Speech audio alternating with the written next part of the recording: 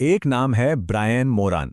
ये एक ऐसे जीनियस कोच हैं जिनसे एप्पल और मॉर्गन स्टैनली जैसी दुनिया की टॉप कंपनियां सलाह लेती हैं। और जानते हैं उनका क्या कहना है? उनका कहना है कि आपने जो भी सालाना लक्ष्य बनाए हैं उन्हें भूल जाइए, क्योंकि ज्यादातर लोग उन्हें वैसे भी हासिल नहीं कर पाते। आज हम इसी के पीछे के एक बहुत ही पावरफुल सिस्टम पर बात करने वाले हैं। तो ये सवाल ऐसा है जो हम सबको कहीं ना कहीं चुभता है ना? ऐसा क्यों होता है कि हर नया साल इतनी उम्मीदों और इतने जोश के साथ शुरू होता है, लेकिन कुछ ही महीनों में सारा जोश ठंडा पड़ जाता है और हम ठीक वहीं वापस आ जाते हैं जहां से शुरू किया था? देखिए, मजे की बात यह है कि प्रॉब्लम आलस नहीं है। असली प्रॉब्लम है ये सोचना कि हमारे पास बहुत सारा समय है। जनवरी में तो एनर्जी एकदम फुल होती है, लेकिन मार्च आते आते सब फुस हो जाता है।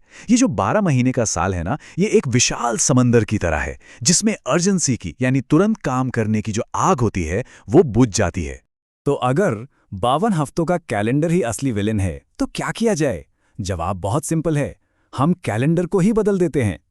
आज हम इस जबरदस्त सिस्टम को 4 आसान हिस्सों में समझेंगे।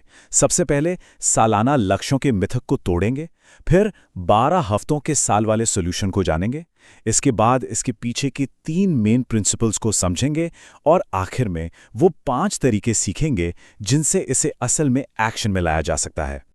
अच्छा, कभी इस बात पे गौर किया है कि साल के आखिरी 3 महीनों में क्या होता है?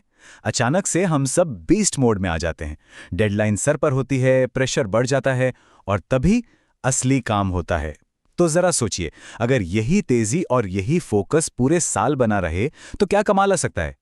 ये जो आइडिया है ये आता है पीरियोडाइजेशन नाम के एक सिद्धांत से, जिसे माइकल फेल्प्स जैसे ओलंपिक एथलीट्स इस्तेमाल करते हैं। वो बस आंख बंद करके मेहनत नहीं करते, वो स्मार्ट तरीके से मेहनत करते हैं। कुछ हफ्ते सिर्फ स्टैमिना पर फोकस, कुछ हफ्ते स्पीड पर और कुछ हफ्ते टेक्निक पर। हर छोटे साइकिल का एक बिल्कुल साफ मकसद होता है। तो सबसे पहला काम क्या करना है? ये जो 52 हफ्तों वाली सोच है ना, इसको दिमाग से निकाल फेंकना है हमेशा के लिए। और इसकी जगह इस नंबर को अपनाइए। आज से 1 साल मतलब सिर्फ 12 हफ्ते।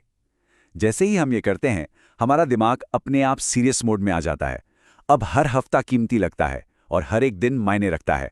तो ठीक है, कैलेंडर तो हमने बदल दिया।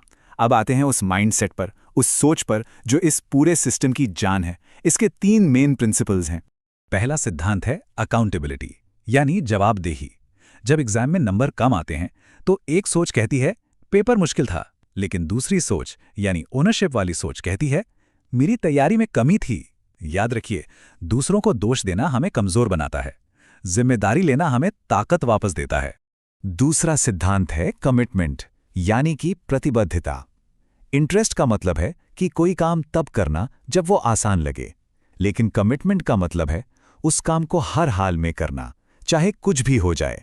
बिल्कुल इस स्टूडेंट की तरह, जब तक उसके पिता ने फीस रोकने की धमकी नहीं दी तब तक उसे सिर्फ इंटरेस्ट था, लेकिन उस अल्टीमेटम के बाद वो कमिटेड हो गया।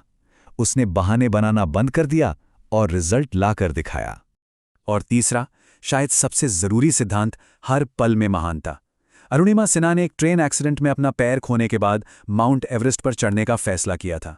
महानता उस दिन नहीं थी जिस दिन उन्होंने चोटी पर तिरंगा फहराया।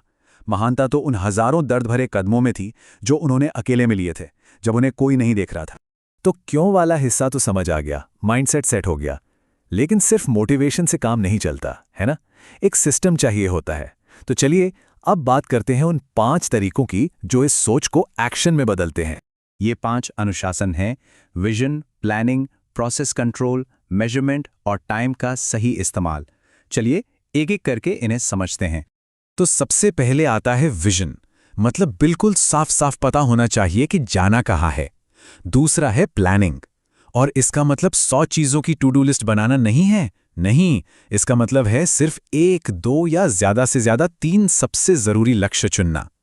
याद रखिए, सब कुछ करने की कोशिश नहीं करनी है, सिर्फ सही काम करने पर फोकस करना है। तीसरा है प्रोसेस कंट्रोल। देखिए, ये एक तरह से आपका जीपीएस है। ये बताता है कि आप रास्ते पर हैं या भटक गए। और चौथा है मेजरमेंट, यानी नापना। हर हफ्ते अपने एक्शन को नंबर दीजिए। मान लीजिए आपको 10 काम करने थे और आपने 8 किए, तो आपका स्कोर हुआ 80%।